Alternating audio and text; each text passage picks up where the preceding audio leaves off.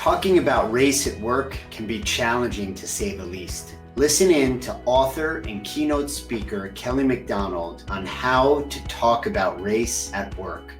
I believe that businesses have gotten the message on why diversity is important. Again, study after study after study has shown irrefutable data. There's never a deviation from that data or whatever on the why. Okay. And that's why corporations and businesses are spending so much time and attention on this. They got the message why.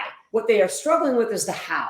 And this is the definitive and only book on the market that talks about business and what an organization can do, big or small, to actually make progress on diversity, equity, inclusion. So those are the two things. And that's a big difference because everything you said, the activism, the social justice, it has its place and it's important. And I think they're related because without the raising of awareness by social justice and the activism, this conversation would maybe take even a little bit longer to get into the workplace and the business world. Now you're bringing a book, the only book on the market that really addresses the how and how to deploy, how to put it from a concept and an idea into action. Into action that's realistic, that is not, again, some pie in the sky. This is going to take 5 years to get off the ground and cost $1 million. I mean, we don't have time for that. Right. And there are things that, from our conversation today and many others prior to this